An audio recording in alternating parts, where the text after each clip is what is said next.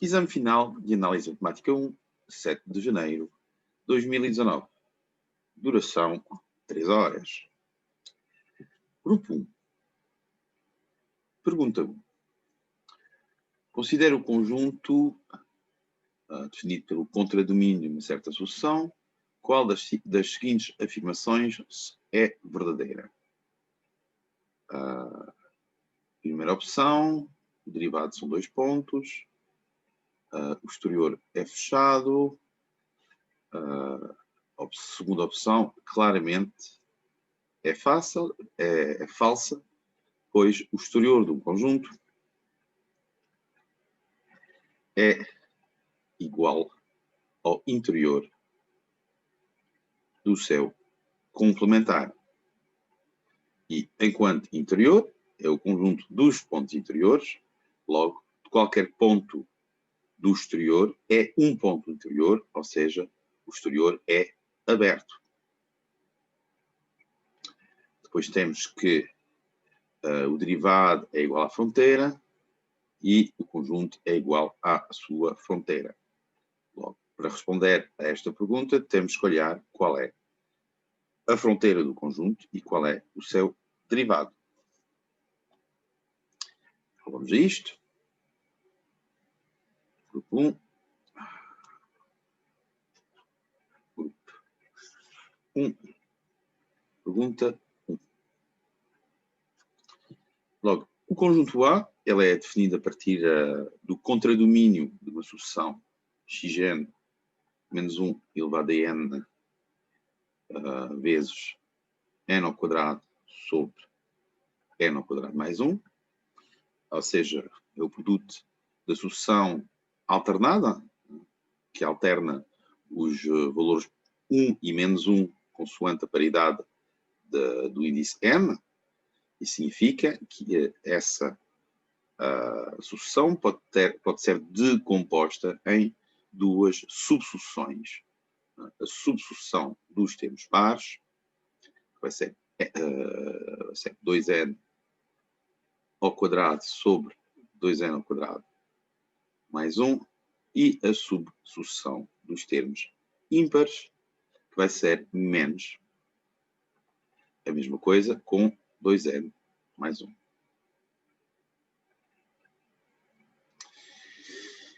Mais 1.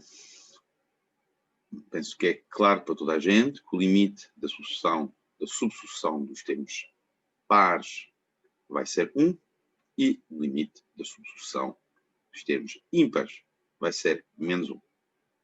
Também podemos olhar para o módulo de xn, que é igual a n ao quadrado sobre 1 mais n ao quadrado, que tende claramente para 1.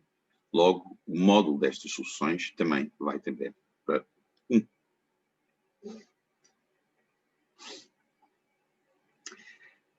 Sendo isso dito, nós temos aqui um conjunto que é constituído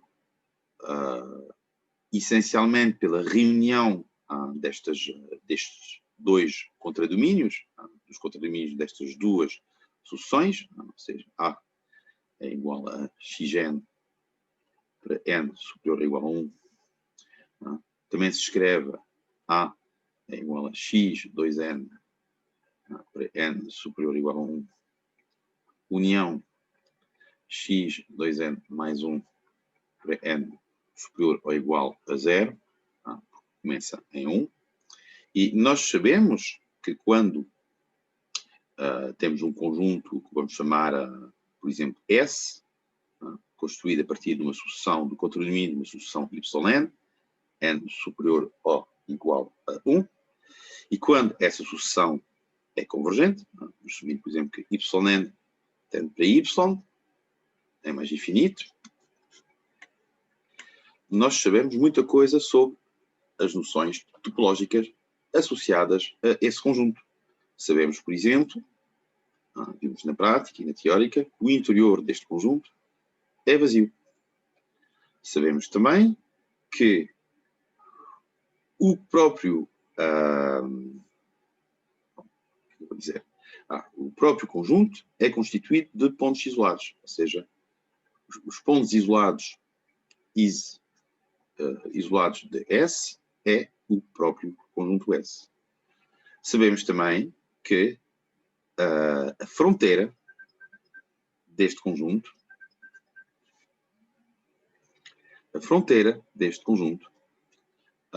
é constituído pelos pontos do conjunto, ou seja, o próprio conjunto, reunidos com o limite da sucessão. O que é que nós sabemos mais?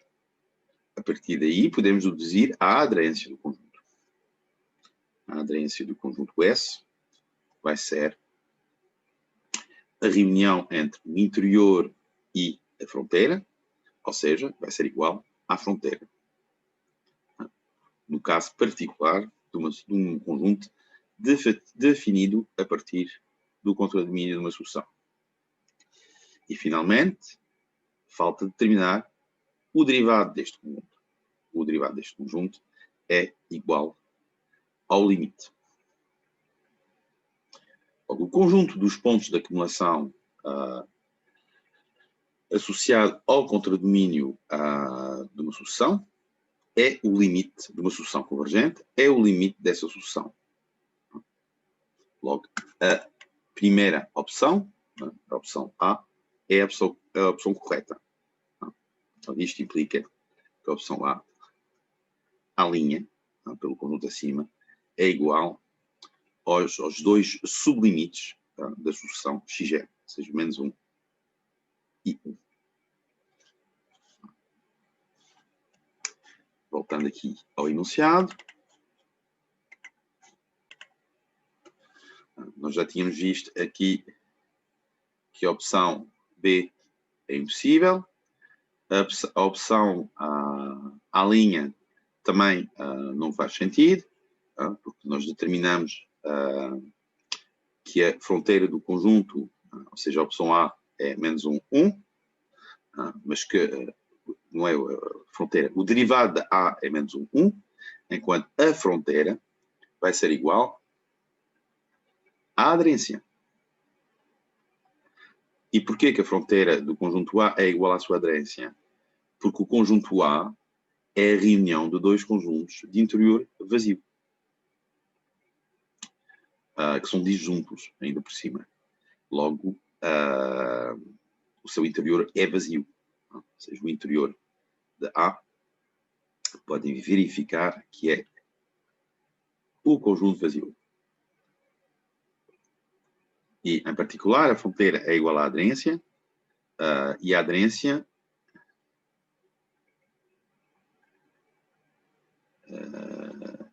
é igual à reunião entre o conjunto A, que nós vimos acima, e os seus pontos de acumulação.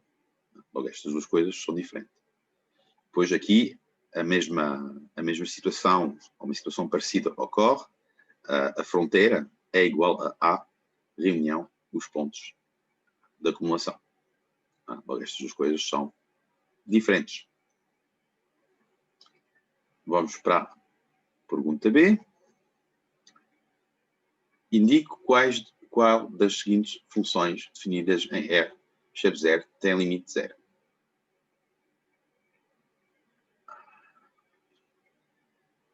Bom, vamos para o quadro.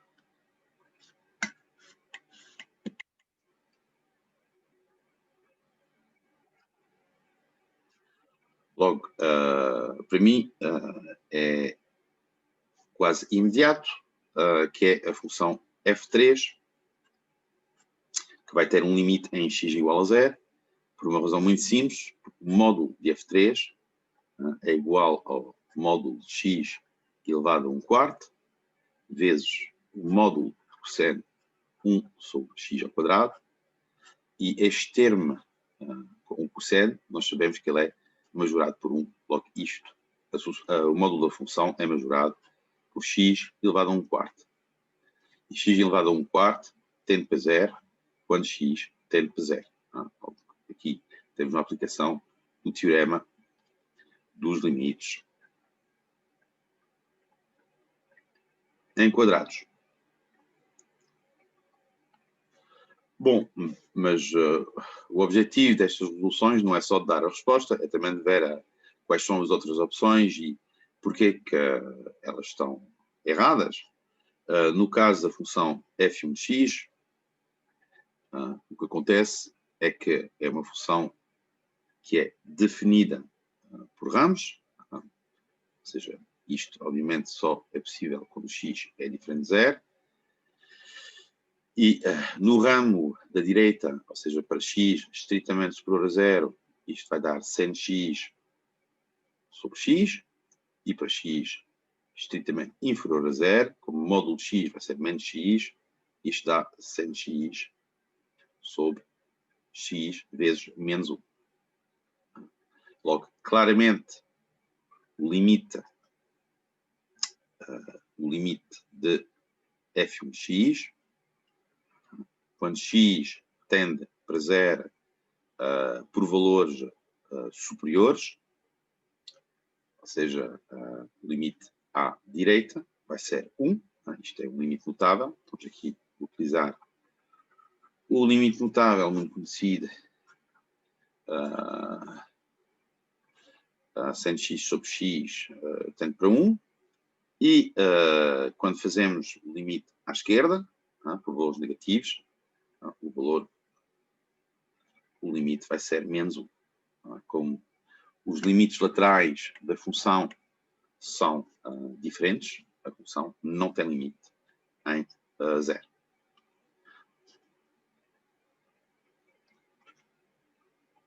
As de f1 são diferentes, logo f1 não tem limite em x igual a 0.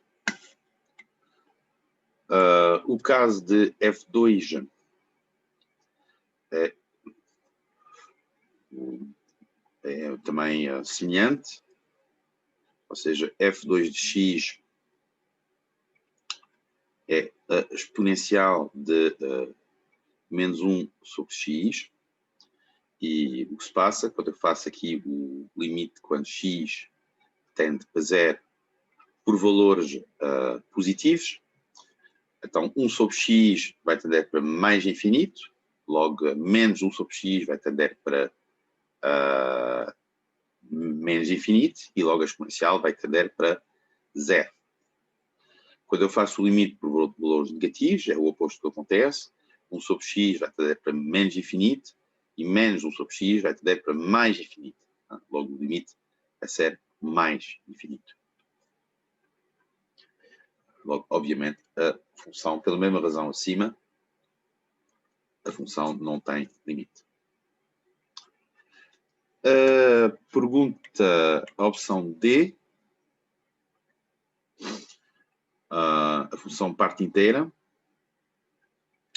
que eu não percebo porque é que é notada da maneira que é. Eu noto a função de parte inteira desta maneira. E eu lembro que a parte inteira é definida da seguinte forma, ou seja, a parte inteira de x é inferior ou igual a x, é estritamente inferior à parte inteira de x mais 1, e esta parte inteira é o maior inteiro, inferior ou igual a x. Podemos fazer aqui, pelo menos à volta de 0, o gráfico da função parte inteira. Logo, tudo que está entre 1 e 0, o valor vai ser 0, porque os números entre 0 e 1, a parte inteira, o maior inteiro, que é menor ou igual a x, vai ser 0. E para os valores que estão entre 0 e menos 1, que é 1, o maior inteiro, que é inferior ou igual a um número entre menos 1 e 0, vai ser menos 1. Logo, vê-se aqui que o limite à esquerda de f4 vai ser menos 1, enquanto o limite à direita de f4 vai ser 0. Logo, isto não tem limite.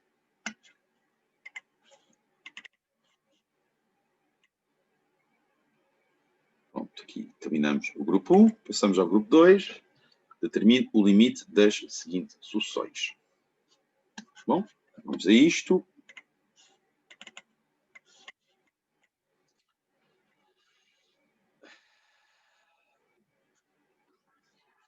Então, temos uma primeira sucessão, que é a sucessão AN. A N é N elevado a vezes E elevado a 3 sobre N menos N. 3 sobre N tende para 0. Esta parcela aqui vai tender para 1. Logo, o termo importante, o termo que tende para mais infinito, se quiserem, o termo dominante desta expressão vai ser o N, que aparece aqui. Logo, nós vamos pôr o N em evidência. Isto vai fazer aparecer E 3 elevado a 3 sobre N menos 1. E aqui nós temos o que se chama uma indeterminação de tipo infinito vezes 0. Porque já vimos que a exponencial de 3 sobre N tende para 0, tende para 1. Logo aqui temos que simplesmente nos lembrar que existe um limite mutável relativo à exponencial. Ou seja, que em 0 vale 1. Que é o caso aqui, o 3 sobre N tende para 0. 3 sobre N tende para 0. Logo, para resolver esta indeterminação, vamos simplesmente dividir por 3 elevado a N. Aqui, 3. Por 3 dividido por N. E multiplicar por 3 a dividir por N. Isso faz aparecer o limite notável, que vai tender para 1. E depois também vai fazer aparecer simplificações. Ou seja, o N corta com este N. Conclusão, o limite vai ser 3. É mais infinito. A outra sucessão que aparece tem um aspecto um bocadinho desagradável. Ou seja, nós temos aqui arctangente de N vezes N ao quadrado mais N sobre a raiz de 4N ao quadrado mais logaritmo de N à quinta mais 1. Bom, e aqui, por exemplo, no dominador, a gente observa que o termo dominante vai ser N ao quadrado. E porquê? Porque arctangente N, normalmente sabemos que o limite é mais infinito, é π sobre 2. Logo, o N ao quadrado cresce mais depressa do que o N. E no denominador, nós temos uma soma de duas coisas que tendem para mais infinito, o 4N ao quadrado e o logaritmo, mas nós sabemos que os polinómios crescem mais rapidamente do que as funções logaritmo. Logo, vamos pôr em evidência em baixo. Aliás, aqui temos o limite mutável que podemos usar. Logaritmo de N sobre N tende para 0 em mais infinito. E este limite mutável, já agora, é equivalente a este limite mutável, exponencial de N sobre N, tende para mais infinito. Logo, pondo em evidência os termos do maior grau, isto vai fazer aparecer aqui N ao quadrado em cima, arctangente de N mais 1 sobre N, a dividir, 4N ao quadrado, quando sai da raiz, fica 2N, vezes a raiz de 1 mais 1 sobre 4N ao quadrado, logaritmo de N à quinta mais 1. Logo, aqui pode não ser imediatamente claro, mas esta coisa, ela tende para 0. para vê-lo, basta simplesmente fazer aquilo que nós fazemos sempre, que é pôr em evidência o termo de maior grau dentro do logaritmo. E isto vai dar 1 sobre 4n ao quadrado vezes 5 logaritmo de n mais logaritmo de 1 mais 1 sobre n elevado a 5. E aqui aparece o tal limite notável, logaritmo de n sobre n ao quadrado, que tende para 0. Logo está feito. Isto que está aqui tende para π sobre 2. Se isto tende para 0, o que está dentro da raiz tende para 1. O n ao quadrado corta com o n. Logo temos uma coisa que tende para π sobre 4 a multiplicar por um fator que tende para mais infinito. O limite aqui é mais infinito, é mais infinito.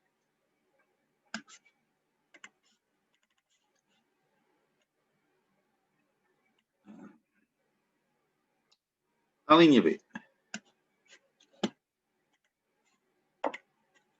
Ora, na linha B temos que considerar uma função real de variável real, definida em 1 mais infinito, que é arcseno de 1 sobre x. Aí temos que justificar que a função é injetiva, caracterizar a sua inversa e indicar o domínio e contradomínio. Isto é um exercício interessante sobre a função recíproca. Logo temos aqui f de x, que é igual a arc-sen de 1 sobre x, que tem domínio 1 a mais infinito, e a valores é r. Nós vamos querer determinar o contradomínio, porque o contradomínio de f vai ser igual ao domínio da sua função recíproca. E, essencialmente, determinar a recíproca de f vai resumir-se a resolver em x a equação y igual a f de x, arcseno de 1 sobre x.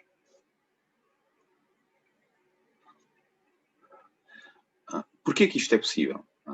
Existência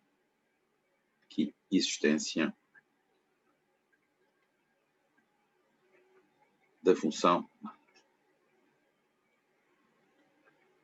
recíproca. Por que isso é possível? Essencialmente porque f é uma função estritamente decrescente. E porquê que f é estritamente decrescente? Simplesmente porque f é composta de arcseno,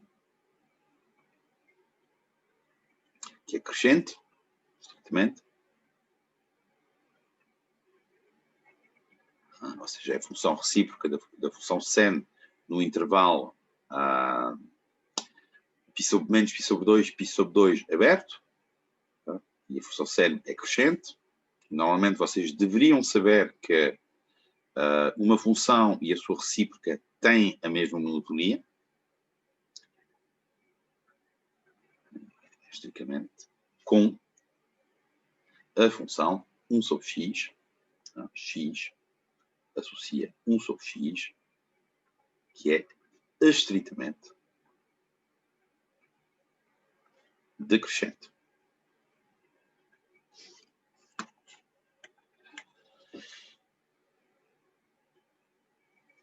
Logo, isso implica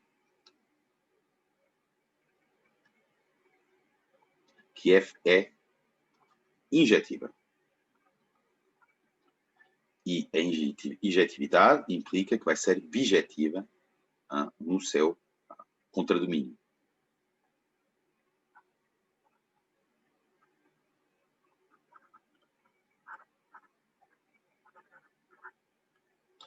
Então, qual é, já agora, antes de determinar a recíproca, vamos determinar o contradomínio e, por vias de forma, o domínio da função recíproca. É uma simples questão de analisar os valores de f no início do seu domínio, ou seja, em 1. Quanto é que vale f no domínio do seu domínio? Vai ser arcseno de 1, e arcseno de 1 é π sobre 2. E, entre aspas, no fim do domínio, que é mais infinito, ou seja, o limite, quando x tende para mais infinito, de f de x. E esse é fácil, porque 1 sobre x tende para 0, arcseno de 0 é contínuo a 0. Isto vai ser o limite 0. E a partir desta análise e da monotonia da função, temos aqui o valor 1. Podemos pôr aqui o valor π sobre 2. Sabemos que a função é decrescente e tem limite 0. Logo, o contradomínio da função f vai ser o intervalo fechado em π sobre 2 e aberto em 0. Ou seja, contradomínio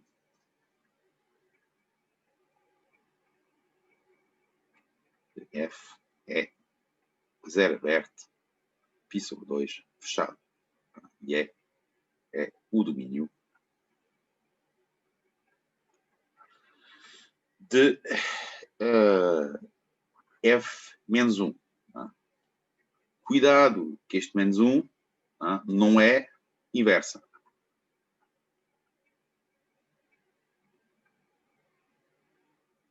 Ou seja, não é inversa para o produto.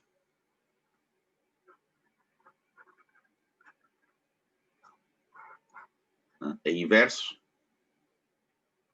inversa para a composta, para a composição. Como é dito no enunciado. Logo, voltamos àquilo que nós precisamos de fazer para determinar a expressão de função recíproca. Temos esta equação. Qual é o domínio desta equação quando x é superior ou igual a 1? Quando x é superior ou igual a 1, 1 sobre x vai ser inferior ou igual a 1 e bate no domínio da arcseno. Olha aqui, nós podemos aplicar o seno de ambos os lados. Está seno de y, que é igual a seno de arcseno de 1 sobre x. E vocês sabem, pela propriedade da função recíproca, que isto vai ser igual a 1 sobre x. Logo, x é igual a 1 sobre seno de y. E onde é que varia y? Qualquer seja y, pertencendo ao contradomínio, que é 0 aberto, π sobre 2. Ou seja, esta é a função f menos 1, y.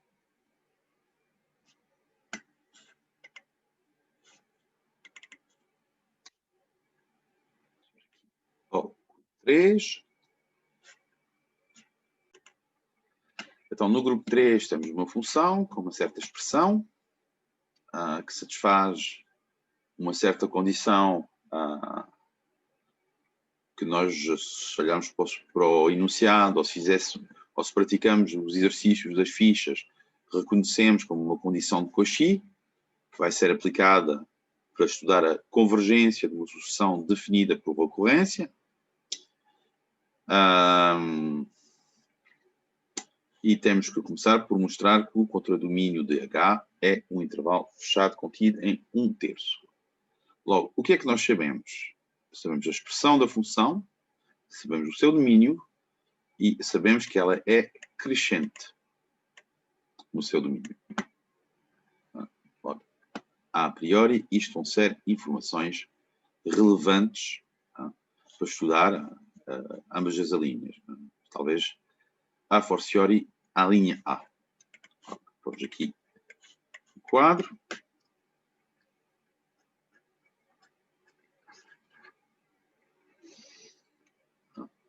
A. Quero mostrar que H é um intervalo, o contradomínio H é um intervalo fechado. Bom, para já, o que é H? É uma aplicação que vai de o intervalo 1/3 fechado até R. Que tem como expressão x menos logaritmo de x mais 1. Então, esta função é claramente contínua.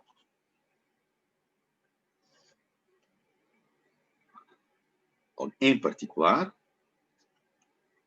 nós sabemos que a imagem do seu domínio, do intervalo, ou seja, neste caso, um intervalo fechado ilimitado, vai ser um intervalo fechado ilimitado. E, salvo erro, sabemos isto pelo teorema de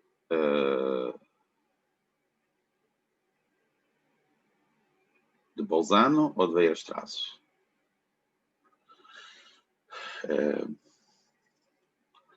Essencialmente, nós sabemos que é um intervalo pelo teorema de, eu acho, Weierstrass, que é o teorema do valor intermediário. A imagem do intervalo é um intervalo. A imagem contínua do intervalo é um intervalo. E sabemos que é fechado e limitado, penso que é o teorema de Bolzano, que diz que num intervalo fechado e limitado, a função atinge os seus extremos. Temos aqui a primeira parte da pergunta, que é saber que o contradomínio é um intervalo fechado e limitado. Agora, como é que nós sabemos que intervalo ele é e, em particular, onde é que ele está contido? Isso vamos claramente ter que usar a monotonia, ou seja, H é crescente,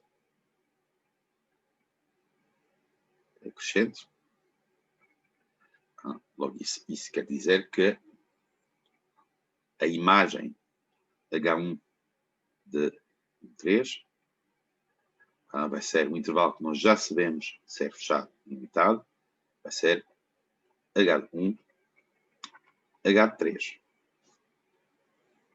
Logo, H1 é fácil de calcular, é 1 menos 0 mais 1, ou seja, isto é igual a 2.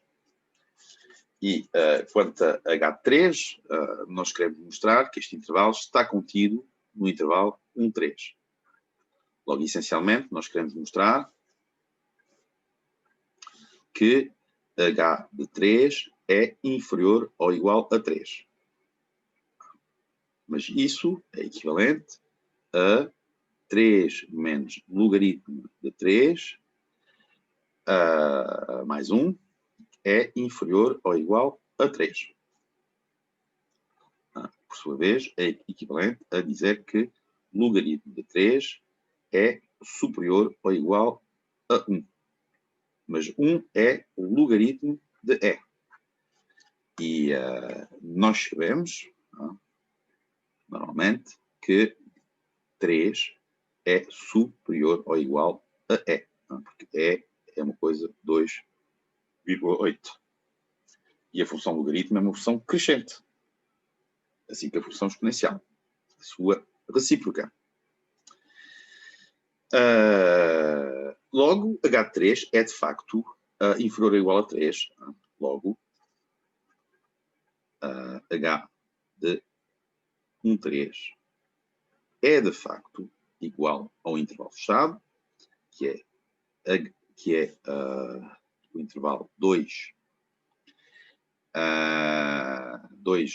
então como eu disse, é 4 menos logaritmo de 3, e esse intervalo acabamos de verificar que estava incluído em 1,3.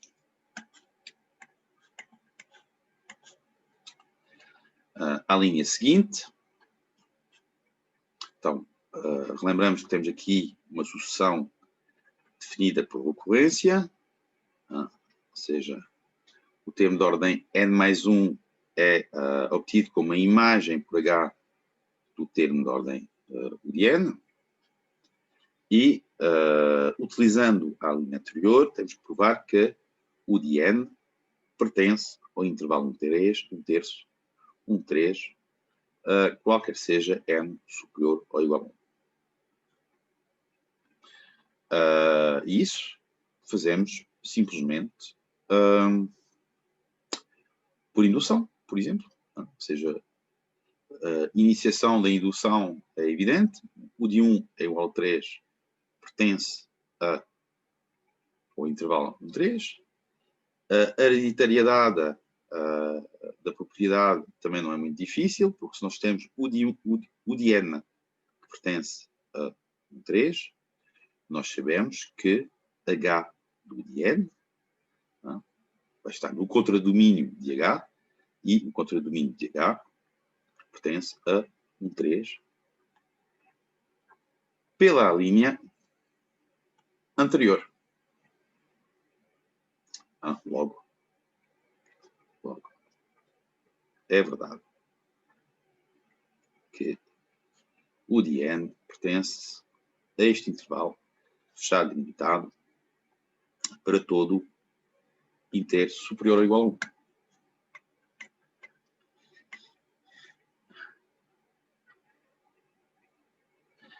Depois temos que justificar que o de n é convergente. E este tipo de exercício, normalmente, vocês sabem, resolve-se sempre da mesma maneira. Resolve-se mostrando que o de n é uma função de Cauchy, uma sucessão de Cauchy. Sim, porque o de n é de Cauchy com alfa igual a 2/3 inferior a 1. Ou seja, nós temos que U de n mais 2 menos U de n mais 1, que são iguais pela relação de recorrência a H do U de n mais 1 menos H do U de n, vão ser inferiores ou igual pela relação do enunciado, 2/3 de U de n mais 1 menos U de n. Logo, nós temos a relação de Cauchy inferior ou igual a 2/3 U de n mais 1 menos U de n.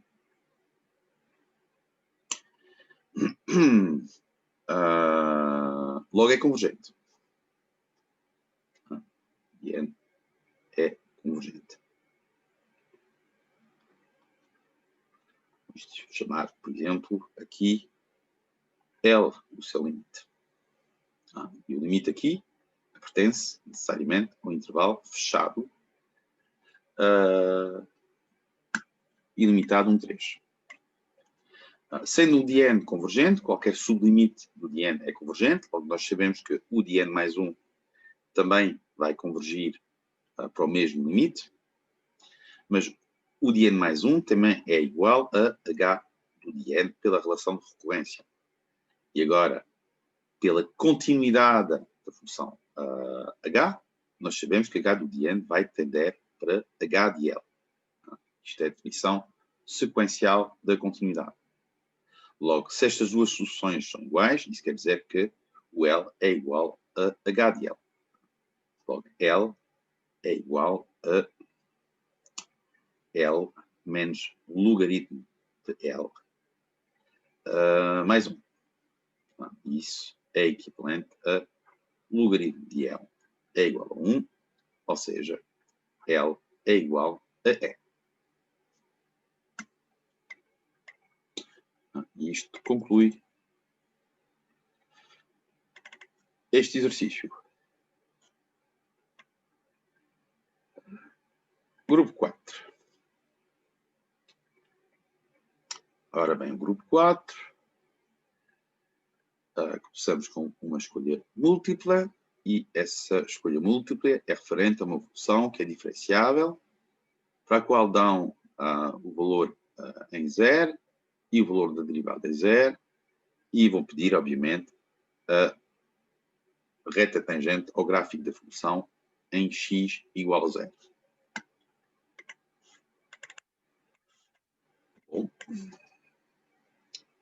Bom, estamos no grupo 4.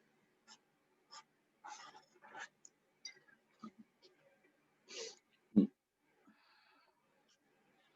o que é que sabemos? Sabemos que f de 0 é igual a 1, sabemos que f' de 0 é igual a 2, sabemos que g de x é igual a logaritmo de f de x mais 1, e estão a nos pedir a equação da reta tangente ao gráfico de G. Reta tangente ao gráfico de G. Em x igual a 0. Num ponto genérico, por exemplo, em x igual a x0, a equação dessa reta é evidente. E quando eu digo que é evidente, é porque é uma coisa que é mesmo evidente. Não é uma coisa que é complicada. É uma coisa que é trivial. E porquê que é trivial? Porque nós sabemos que a reta tangente ao gráfico da função vai ter como declive a derivada. Logo, nós sabemos que a equação de uma reta vai ser desta forma. Y numa função linear de x. Sabemos o declive, mas não sabemos só o declive. Sabemos que o ponto do gráfico é x0, g de x0. Ou seja, pertence não só ao gráfico, mas pertence à reta tangente. Pertence à reta tangente em x0. E esta reta que está aqui acima, esta equação de reta que está aqui acima, ela respeita esta condição. Porque quando eu faço x igual a x0, esta coisa aqui vai ser 0. E se esta coisa aqui é 0, isto quer dizer que o membro da esquerda também vai ser 0. Mas se o membro da esquerda é 0, isto quer dizer que y é igual a g de x0. Logo, x0, g de x0 pertence à reta. Logo, o que é que nos falta aqui para determinar a reta tangente? Falta-nos simplesmente saber quanto é que vale o g de x0. Aqui o x0 é igual a 0. Quanto é que vale g de 0? Bom, e isto é logaritmo de f de 0 mais 1. Ou seja, é igual a logaritmo de 2, porque f de 0 é igual a 1. Quanto ao valor da derivada em 0, vamos ter que calcular a derivada numa composta, e isto, normalmente, vocês sabem que para derivar a logaritmo de qualquer coisa, vai ser a derivada do argumento do logaritmo, neste caso vai ser f' de x, a multiplicar pela derivada do logaritmo aplicado nesse argumento, ou seja, f de x mais 1. Isso quer dizer que quando eu faço x igual a 0, a derivada em 0 vai ser dada por f' de 0, ou seja, 2, e f de x mais 1, nós já vimos que era 2, ou seja, isto é 1. Isto implica que a equação da reta tangente de g em 0 vai ser igual a y menos o logaritmo de 2, igual a x, 1 vezes x menos 0. Ou seja, se nós aqui formos às opções, temos aqui y é igual a x mais logaritmo 2. É esta opção. É a opção D. Considera a função definida em R pura a tangente x menos 1. Podemos afirmar coisas sobre os pontos de inflexão dessa função.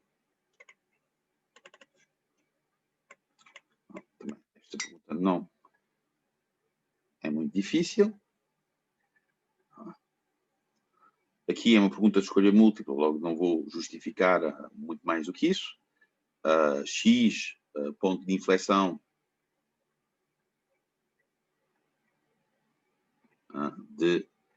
do gráfico de G, mas de G quer dizer que, por definição, significa que a derivada segunda em x é igual a 0. Logo aqui temos que verificar que a derivada, que a função é derivada duas vezes, mas a função que nós consideramos aqui, g de x, igual a arc tangente de x menos 1, é claramente C infinita sobre R. A sua derivada, g' de x, é igual à derivada da arc tangente, derivada de uma composta, mais uma vez, só que a derivada de x menos 1 é 1. Logo isto fica 1 sobre 1 vezes a derivada da arc tangente em x menos 1. 1 mais x menos 1 ao quadrado. E depois temos que calcular a segunda derivada. E aqui temos a derivada de uma inversa, ou seja, uma potência menos 1, ou seja, vai aparecer aqui 1 menos 1 da potência. Depois vamos ter a derivada do argumento dessa inversa, ou seja, 2 vezes x menos 1, que é a derivada do denominador, ou seja, do argumento da inversa, a dividir pelo denominador ao quadrado, mais x menos 1 ao quadrado. E espero que seja claro para toda a gente que g de x, segunda de x igual a 0, aqui, isto não se anula, é equivalente a ter x igual a 1. Logo, a função só tem um ponto de inflexão em x igual a 1. E isto é, 0 é ponto de inflexão.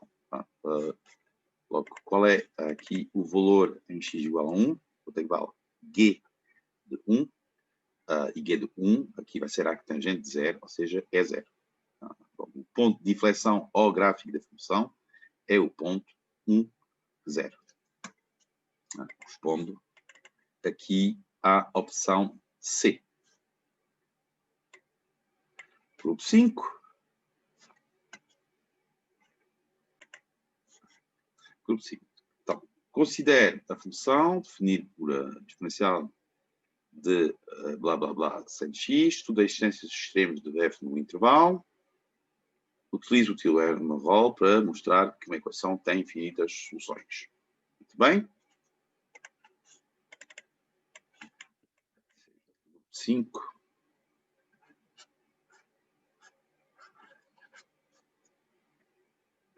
Então, temos esta função f de x, que é exponencial de menos raiz de 3 x sem x, e nós queremos estudar os seus extremos. E para estudar os extremos da função, aqui x pertence a... sim, cuidado, é os extremos da função no intervalo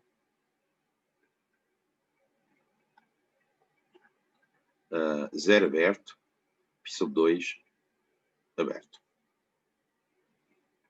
Para estudar os extremos desta função neste intervalo, vamos ter que fazer um estudo das variações. Vamos ter que calcular a derivada e ver a monotonia. Logo, a função é claramente derivável. F' de x é derivado de um produto, depois um produto que envolva uma exponencial. Logo, podemos, logo a partir, fatorizar a exponencial. Vai aparecer, então, a exponencial vezes a derivada de sen.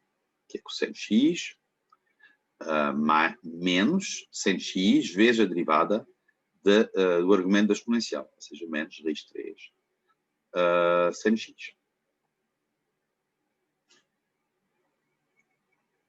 Logo, queremos estudar o sinal desta expressão. Logo, o que temos de fazer é, da melhor forma possível, fatorizar a expressão de maneira que seja fácil ver o seu sinal. Aqui estamos no intervalo 0π/2, ou seja, o seno não se anula nesse intervalo aberto. Logo vamos poder pôr em evidência o seno. Não, porque se eu ponho em evidência o seno, vou fazer aparecer a cotangente. Tenho que pôr em evidência o cosseno. Mas eu também posso pôr em evidência o cosseno, porque o cosseno neste intervalo também não se anula. Aqui até é melhor, porque, quer dizer, é melhor não altera nada. Mas o cosseno aqui, ao pôr em evidência, vai ser uma coisa que é positiva, estritamente positiva. Logo, isto é exponencial, é estritamente positivo. Isto é cosseno x, é estritamente positivo. E o objetivo disto tudo é fazer aparecer 1 menos raiz de 3 a tangente x. Pronto. E agora eu quero perceber como é que tangente x se coloca em relação a um certo valor real. Logo aqui eu vou pôr a evidência também o raiz de 3. Ou seja, exponencial menos raiz de 3x, cosseno x, raiz de 3, isto é tudo positivo, e isto fica 1 sobre raiz de 3, v menos tangente de x. E para perceber qual é o sinal de tangente x em relação a 1 sobre raiz de 3, podemos observar que 1 sobre raiz de 3 é tangente de π sobre 6. E logo, claramente, a função tangente é uma função crescente. Logo, para valores abaixo de π sobre 6, isto vai ser positivo. E para valores acima de x, acima de π sobre 6, mas abaixo de π sobre 2, isto vai ser negativo. Podemos fazer aqui uma pequena tabela de variações da função f. Ou seja, aqui vamos ter a f', aqui vamos ter f. O intervalo que nos interessa é o intervalo aberto 0 π sobre 2. O valor que nos interessa aqui é o valor π sobre 6. Sabemos que a derivada anula-se em π sobre 6. E como eu disse, para valores entre 0 e π sobre 6, tangente vai ser inferior a tangente π sobre 6. Logo, isto vai ser positivo. E para valores superiores, isto vai ser negativo. Quando a função faz isto, depois aqui vale qualquer coisa que não interessa. E depois faz isto. E já agora, quais são os valores dos extremos? Logo, em 0, aqui vale 0. E em seno x, ou seja, em π sobre 2, isto vale um valor qualquer, f π sobre 2. Isto é para dar os valores limites no intervalo. Logo, claramente, f, cujos extremos tínhamos que estudar, f tem um máximo absoluto em x igual a π sobre 6, pertencendo ao intervalo aberto 0, π sobre 2. Utilizando o teorema de Rolle, para a segunda pergunta. Então, eu lembro o que é o enunciado do teorema de Rolle. Se nós temos f, uma função que é contínua no intervalo fechado e limitado a b e derivável no interior desse intervalo, e se f de a é igual a f de b, então nós temos que existe um c pertencendo a esse intervalo, tal que f' de c é igual a 0. Isto é o teorema de Rolle. Logo, temos que mostrar que uma dada equação f de x mais x, f' de x, tem raízes, mas eles dão a sugestão que, também é óbvio a ver, que essa equação é essencialmente uma raiz da derivada de uma dada função, que é x, f de x. Logo, vamos ver quando que esta função g de x, x, f de x, é que satisfaz estas condições do teorema de Rolle. Porque as outras satisfaz, obviamente, porque a função f é uma função de classe C infinita. Logo, nós temos que isto é x é de menos raiz de 3, x sem x, e há aqui vários valores possíveis para utilizar de x que nos permitam utilizar o teorema de Rolle. O mais simples serão, por exemplo, os valores para os quais g de x é igual a 0. E para isso, basta pegar x igual a kπ com k pertencendo a z. Nesse caso, o c de x vai ser 0. Logo, se eu pegar um ponto AK, que vai ser kπ, e um ponto BK, que vai ser k mais 1 π, espero que seja claro para toda a gente que AK é igual a G BK, vai ser igual a 0, e nós estamos nas condições de aplicar o teorema de Rolle. Logo, isto implica que existe um número CK, pertencendo ao intervalo aberto AK, BK, tal que a G' de CK é igual a 0. Ou seja, tal que CK raiz da equação f de x mais x, f' de x igual a 0. E há uma infinidade de CKs.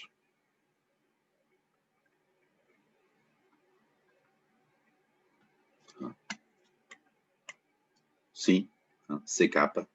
Pois CK pertence ao intervalo kπ, k mais 1 π, e o k varia num conjunto que é infinito. Logo há uma infinidade de raízes. Passamos ao grupo 6. Escreve a fórmula de Taylor em ordem 1 em x, da função com o resto de Lagrange, conclui uma desigualdade e depois calcula um limite. Logo, vamos para o exercício da fórmula de Taylor. O grupo 6. Bom, vamos precisar da derivada, ou seja, isto é a ordem 1. Logo, vamos precisar da derivada, ou seja, temos f de x, que é igual a raiz de x mais 3. Queremos a fórmula de Taylor ordem 1, vamos precisar da derivada, da primeira derivada da função, que é 1 sobre 2 raiz de x mais 3. Mas também para ter o resto de Taylor, ou o resto de Lagrange, vamos precisar da segunda derivada. E bom, a segunda derivada é 1 meio vezes menos 1 meio, que é a potência aqui da raiz, vezes x mais 3, elevado a menos 1 meio, menos 1. Ou seja, isto é menos 1 quarto x mais 3 raiz de x mais 3. Então, o que é que vai ser a fórmula de Taylor? Vai ser f de x, que é igual a f de 1, mais f' de 1, x menos 1, mais o resto de Taylor ou de Lagrange, que é o valor da segunda derivada num certo ponto C, sobre 2 fatorial, vezes x menos 1 ao quadrado, com C entre 1 e x. Ou seja, C está entre os dois valores onde estamos a considerar a fórmula de Taylor, ou seja, x e 1. Quanto é que isto vale? Então, f de 1 é raiz de 4, ou seja, é 2. F' de 1 é 1 sobre a raiz de 4 vezes 2, ou seja, é 1/4 de x menos 1. A derivada segunda, então, vai ser aplicada neste ponto esquisito, que é, ou seja, menos 1/4 vezes 2 fatorial, vai dar menos 1 sobre 8 de... então, como é que vamos escrever isto? Podemos escrever assim como está, ou seja, c mais 3 elevado a 3 meios vezes x menos 1 ao quadrado. E a desigualdade que nós queremos mostrar é para valores x que são estritamente superior a 1. Mas como o c está entre x e 1, isso quer dizer que x é estritamente superior a c, que é estritamente superior a 1.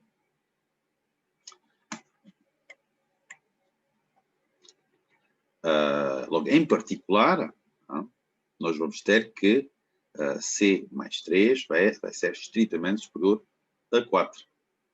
Logo, c mais 3 elevado a 3 meios vai ser superior a 4 vezes 2, que é 4 elevado a 3 meios, que é 8. E logo 1 sobre 8 vezes c mais 3 elevado a 3 meios vai ser inferior a 1 sobre 64. E 1 sobre 64 é igual a 1 sobre 4 ao cubo. Por que eu faço aparecer aqui este 4 ao cubo? É porque aqui nesta forma aparece um 4 ao cubo. 4 vezes 4, 16. 16 vezes 2, 32. Vezes 2, 104. Pronto, e aqui eu percebo que quando eu ponho aqui um menos 1, ou multiplico por menos 1, isto vai alterar o sentido da desigualdade, e eu vou obter que isto é maior do que 2 mais 1/4. X menos 1 menos 1 sobre 4 elevado a 3 vezes x menos 1 ao quadrado. Isto obviamente é válido quando x é superior a 1. Porque senão não podíamos fazer isto. Então vamos ver. Sim, aqui é um 7/4. Bom, mas aqui é um 7/4 simplesmente porque se eu juntar estas duas parcelas, isto faz 2 menos 1/4, ou seja, 8 menos 1/4, 8/4 menos 1/4, ou seja, 7/4. A prova está feita. A linha B, temos que calcular o limite em x, que tem para mais infinito, de logaritmo do cosseno hiperbólico. Eles são simpáticos, até dão a forma do cosseno hiperbólico, é de x mais e menos x sobre 2. Isto normalmente é uma função que vocês devem conhecer. Isto tudo é dividir por x.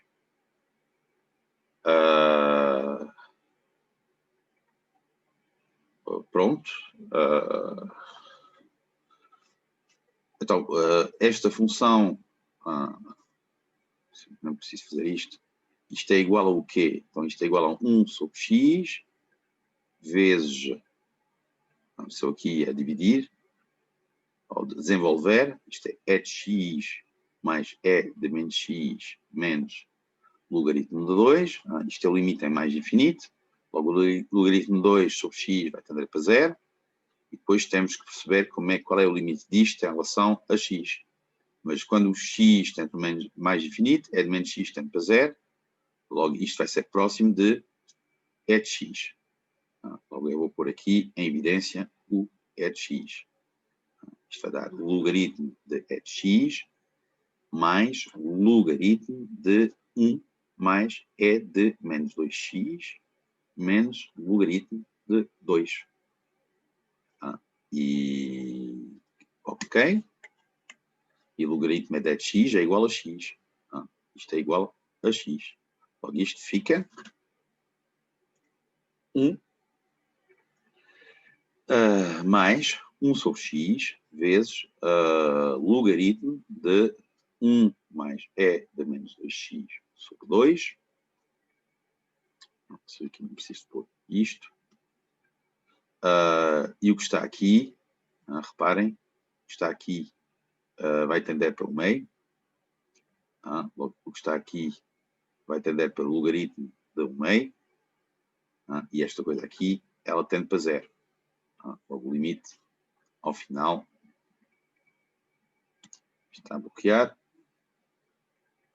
Mais infinito vai ser 1.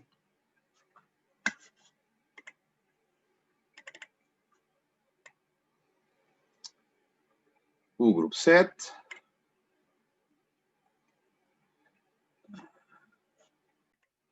Ora bem, no grupo 7 temos mais uma vez uma escolha múltipla. Qual dos seguintes integrais permite calcular a área da região do plano, delimitada inferiormente pelo gráfico do módulo e superiormente pelo círculo trigonométrico? Então vamos fazer este tipo de desenho de cálculo de áreas. Convém sempre fazer um pequeno esboço. Ou seja, é o grupo 7. 1. Logo, temos aqui a área do conjunto delimitada inferiormente pela função módulo, y igual ao módulo de x, e superiormente pelo círculo trigonométrico, uma coisa assim. Aqui é 1, aqui é menos 1, aqui é 1, aqui é 0. E temos, ou seja, a área que estamos a considerar é esta. E para calcular, vamos dizer, os extremos de integração, precisamos de calcular os pontos de interseção. Aqui a equação do círculo trigonométrico é x ao quadrado mais y ao quadrado igual a 1. Logo, se y é igual ao módulo de x, isto implica que y ao quadrado é igual a x ao quadrado. Logo, se satisfaz também a equação da circunferência, igual a 1, isto vai implicar que 2x ao quadrado é igual a 1. Aliás, também 2y ao quadrado é igual a 1. Ou seja, isto implica que o módulo de x é igual a 1 sobre raiz de 2. Ou seja, x igual a mais 1 sobre raiz de 2 ou menos 1 sobre raiz de 2. Então, a área vai ser o quê? Vai ser o integral de menos 1 sobre raiz de 2 a mais 1 sobre raiz de 2 da diferença entre o gráfico da circunferência e o gráfico do módulo. Aqui vai ter menos módulo de x, dx. Bom, e este gráfico obtém-se resolvendo em y, esta equação, ou seja, y ao quadrado é 1 menos x ao quadrado, e isto implica que y é igual a mais raiz de 1 menos x ao quadrado. Aqui a abscissa, desculpa, a ordenada é positiva. A curva que nós temos aqui é raiz de 1 menos x ao quadrado menos módulo de x. Se formos agora ver se há uma que corresponde, bom, há uma só que faz aparecer a raiz e que faz aparecer aqui a diferença correta, e nós sabemos que 1 sobre raiz de 2 também é raiz de 2 sobre 2. Logo, a resposta é a resposta C. Pergunta seguinte: seja f a primitiva da função e de x sem e de x, que se anula em x igual ao logaritmo de π, qual é o valor de limite a menos infinito? Bom,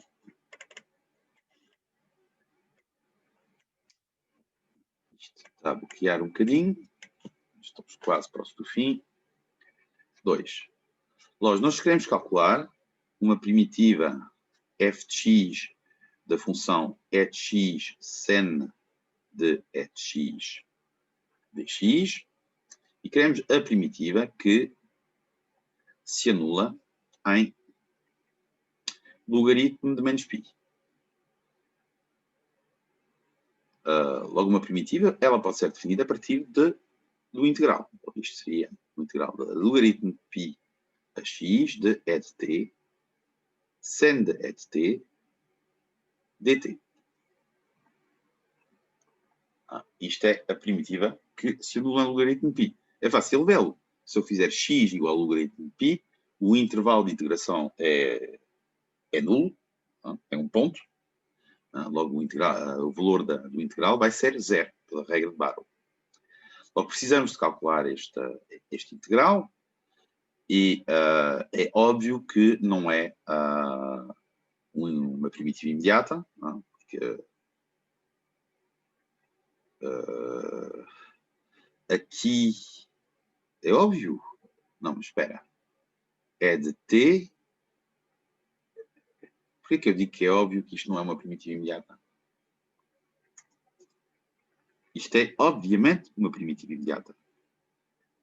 Ou seja, é a derivada de cosseno de e de t. Então temos um mais, isto aqui vamos ter um menos. Obviamente, uma primitiva imediata.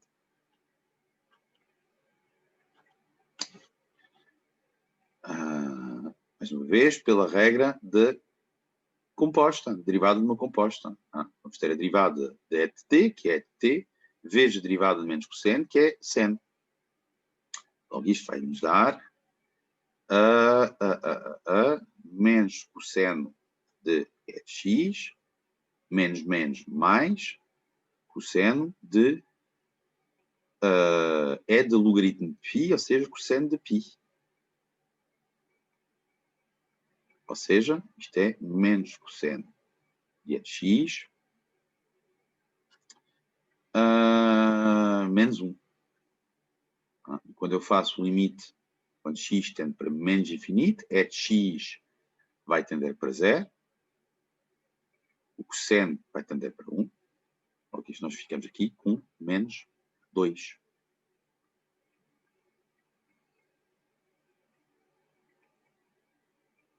Pronto. Não me enganei. Então, não. Cosseno menos cosseno. Menos mais. Cosseno π. Não. Cosseno 0 é 1. Pronto. Grupo 8. Feito. Grupo 8. Determine a primitiva de f de uma função racional que verifica f menos 1 igual a 2. Logo, isto é mais uma vez um exercício de primitivação. Vamos a isso. O grupo 8.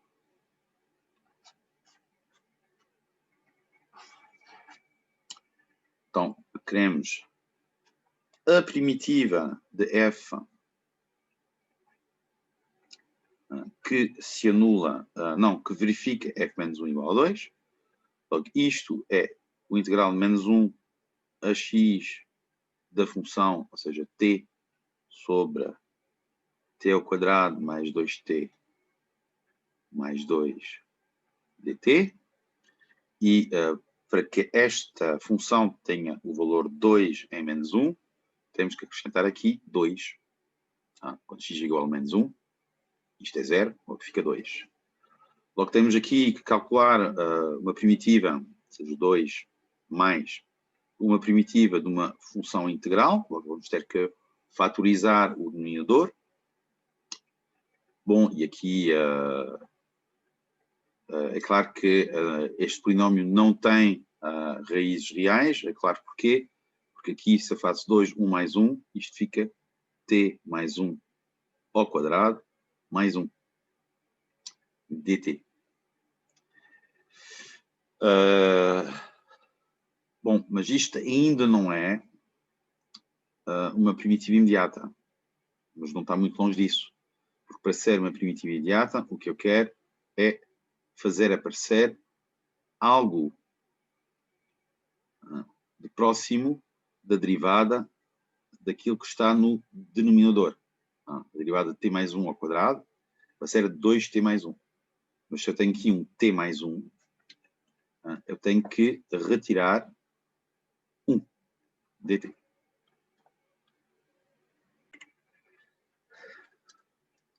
Muito bem. Aqui está a dar 2 mais... então vamos separar.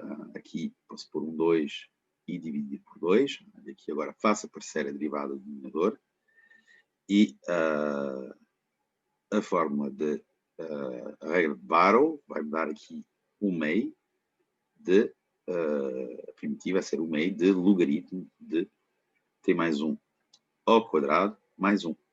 Mais uma vez, quando eu vou derivar aqui o logaritmo, vai aparecer em cima 2t mais 1 e em baixo o argumento do logaritmo.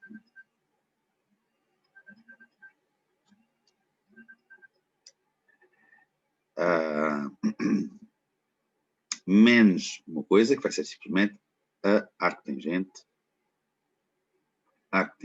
de t mais 1 entre menos 1 e x. Pronto, isto agora é só uma questão de calcular. 2 mais, então em x vai ficar 1 meio de logaritmo de x mais 1 ao quadrado mais 1, menos arctangente de x mais 1. E em menos 1, aqui fica 0, logaritmo de 0 é 1, logaritmo de 1 é 0, e aqui fica arctangente que é 0. Aqui fica 0. E aqui está a primitiva da função.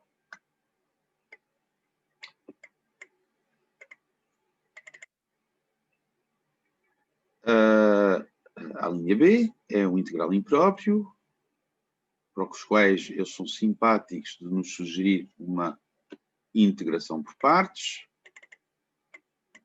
Bom, então, a linha B. Então, temos um integral de 0 a mais infinito de 2x ao cubo é de menos x ao quadrado dx. Bom, isto, por definição, é o limite, quando L tende para mais infinito, do integral definido de 0 a L. Eles dão esta decomposição 2x vezes e de menos x ao quadrado, aqui x ao quadrado, com a indicação de fazer uma integração por partes. Bom, isto é o limite quando L tende para mais infinito. Então aqui a primitiva desta vai ser menos e de menos x ao quadrado, vezes x ao quadrado. Menos menos vai ficar mais a derivada de x ao quadrado, que é 2x, vezes e de menos x ao quadrado dx. Aqui eu esqueci-me de pôr a regra de Barrow, de 0 a L, de 0 a L. Limite L mais infinito, então, isto em 0 vale 0, e em L vale menos L ao quadrado é de menos L ao quadrado. E quanto à primitiva desta, voltamos novamente à mesma função. Isto vai dar menos e de menos x ao quadrado entre 0 e L. Por causa do menos x ao quadrado. E logo isto vai dar limite, quando L tende para mais infinito, de menos L ao quadrado é de menos L ao quadrado, menos e de menos L ao quadrado, menos mais 1. Logo, ao final das contas, exponencial menos L ao quadrado tende para 0. L ao quadrado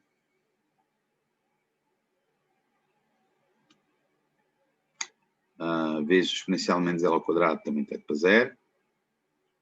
A exponencial ganha sempre. Logo, o limite final vai ser 1. Salvo erro. Salvo um erro aqui de sinal, talvez, mas penso que não. E nós chegamos aqui à última pergunta, o grupo 9. Começamos com a linha A, que é um cálculo de integral com mudança de variável, e a linha B, que é o cálculo de uma derivada de uma função definida a partir do integral. Grupo 9.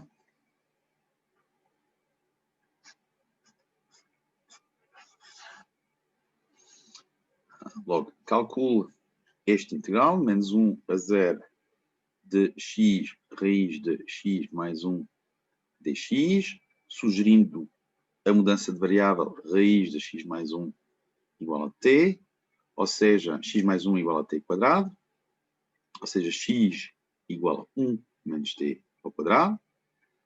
Isto, quando o x é igual a 0, o t é igual a 1. Quando o x é igual a menos 1, o t é igual a 0. Depois nós temos aqui o x, que é 1 menos t ao quadrado, e o raiz de x mais t, que é t. E o dx, que é, ou seja, dx sobre dt, vai ser menos 2t. Ou seja, dx é menos 2t dt. Não, eu aqui disse um disparate. Enganei-me, quis ser rápido, mas disse mais neira. É t ao quadrado menos 1. Não, aqui é mais. Mais. 2t dt. Bom, isto é o integral de 0 a 1. Então, 2t quadrado. 2t quadrado. Cuidado aqui, mais uma vez, não é. Não. Isto também altera esta parte da expressão. Vou ter aqui cuidado. Estou a tentar ir depressa, mas isto não... Ou seja, o x é t ao quadrado menos 1. T ao quadrado menos 1. T, 2dt. Isto vai dar 2dt à quarta. 2dt à quarta menos 2t ao quadrado. dt. E isto é o 2 para ir para fora. Primitiva t à quarta até à quinta sobre 5. Primitivo t ao quadrado é t ao cubo sobre 3, entre 0 e 1. Ou seja, isto vai ser 2, 1 quinto, menos 1 terço, menos 0. Ou seja, 3 menos 5 vai dar menos 2, menos 4 sobre 15. E, finalmente, a última pergunta, onde nós temos uma função que vai de 0 a mais infinito, não sei se isso é importante, que é contínua, isso sim é importante, e queremos derivar esta... sim, é importante, sim. Não, por acaso até nem sequer é muito importante. T dt igual a x ao cubo. Logo, para derivar esta igualdade, a parte da direita, obviamente, é fácil derivar. Aqui temos que derivar uma função definida a partir do integral. E aqui eu aconselho de introduzir uma função auxiliar, que vou chamar fx, que é uma primitiva da função que está a ser integrada, f de raiz de t dt. E a vantagem de introduzir esta função auxiliar é que quando eu faço a derivada da primitiva, isto vai dar a função. E é claro que o integral de 0 a x² de f de raiz de t dt é igual ao grande f aplicado em x², igual a x ao cubo. Agora, aquilo que nós vamos derivar, utilizando a derivada da composta, é f de x ao quadrado, grande f de x ao quadrado. Ou seja, isto vai dar 2x, f' de x ao quadrado igual a 3x ao quadrado. Mas, como eu disse, f' de x é f pequeno de raiz de x. Logo, isto vai nos dar 2x f can de raiz de x ao quadrado é igual a 3x ao quadrado. Só que, e aí por isso que era importante, o x é positivo. Logo, como o x é positivo,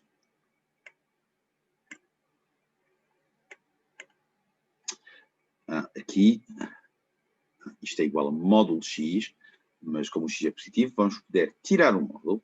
Logo, isso vai nos dar 2x, f de x é igual a 3x ao quadrado. Qualquer seja x superior ou igual a zero. Bom, e isto equivale, obviamente, a f de x igual a 3 meios de x. Bom, e isso conclui o exame de análise 1 de 7 de janeiro de 2019. Logo, quais são os comentários que eu possa fazer sobre este exame? Muito brevemente, isto já dura algum tempo. Bom, o primeiro grupo, uma primeira pergunta sobre o estudo dos pontos de acumulação de um conjunto definido a partir do contradomínio de uma sucessão, com uma sucessão que não é convergente, mas que tem duas subsucessões que são convergentes, ou seja, isto é um conjunto que vai ter dois pontos de acumulação, 1 e menos 1, os sublimites da sucessão. Logo, a resposta aqui é A, é clara. Depois queremos procurar uma função que tem um limite em x igual a 0. Logo, bom, isto é fácil, lembrar o uso do teorema dos limites enquadrados. Depois, no grupo 2, duas sucessões que não são... A primeira era muito fácil, a segunda requer simplesmente um método. Reparem que uma sucessão, o limite de uma sucessão destas é uma coisa que se faz de cabeça. Eu sei que não é assim que é ensinado em análise 1, mas esta cena aqui é próxima de π sobre 2 sobre n ao quadrado. E como o n ao quadrado é muito maior do que, cresce muito mais depressa do que o n, isto, parte de cima, o denominador é π sobre 2 sobre n ao quadrado. E nós fazemos exatamente a mesma coisa com a parte de baixo. Porque o 4 é na quarta. Olha aqui. Olha, aqui enganei-me. Aqui enganei-me. Eu não sei porque é que eu vi aqui um 4n ao quadrado, na correção. Logo, enganei-me. De facto, aqui o limite desta sucessão não é, como eu disse, mais infinito. Porque aqui o n à quarta, quando vai sair, vai ficar um n ao quadrado. Logo, isto é próximo de 2n ao quadrado. Os n ao quadrado cortam e isto, o limite do bn é π sobre 4. Como que é importante de rever os nossos cálculos, de nos reler ao final. Logo, aqui há um erro. Justifique que a pergunta seguinte sobre o arco de seno, bom, isto também se podia fazer quase de cabeça, porque é y, passamos ao seno, isto vai dar 1 sobre x, que é igual a seno de y, logo x é igual a 1 sobre seno. Logo, importante aqui, este erro que eu fiz na linha, logo no início, ainda por cima. Grupo 3 é um exercício muito clássico das sucessões de Cauchy, com uma pergunta um bocadinho teórica, para mostrar que, de facto, o contradomínio é um intervalo e é fechado. Teorema de Bolzano e de Weierstrass. Grupo 4, uma reta tangente, um ponto de inflexão. Isto são perguntas que são dadas. Quem não faz isso não merece passar a análise 1. Grupo 5, o estudo das variações de uma função relativamente simples. uma aplicação do teorema de Rolle que é também simples. Há pelo menos um ou dois exercícios das fichas que reproduzem a mesma temática que aqui, ou seja, uma infinidade de soluções pelo Rolle. Grupo 6, forma de Taylor, um limite também bastante acessível. Grupo 7, a área delimitada por duas curvas. Uma primitiva que não me parecia imediata, mas que afinal era uma primitiva imediata. Ou seja, aqui isto é claramente a derivada do momento cosseno. Grupo 8, primitiva de uma função racional. O cálculo do integral impróprio a partir de uma integração por partes, também muito clássica. Ou seja, muitas vezes nas integrações por partes vocês vão ver aparecer exponencial de x ao quadrado ou exponencial de menos x ao quadrado. E finalmente o grupo 9 com uma integração por substituição simples. E aqui uma coisa que muitas vezes é delicada para os alunos, ou seja, a derivação do integral de uma função definida por um integral. Logo, aqui não esquecem o conselho que eu vos disse, é utilizem a função intermediária, que é definida como a primitiva desta função, ou uma primitiva desta função. Pronto, é tudo. Bons estudos.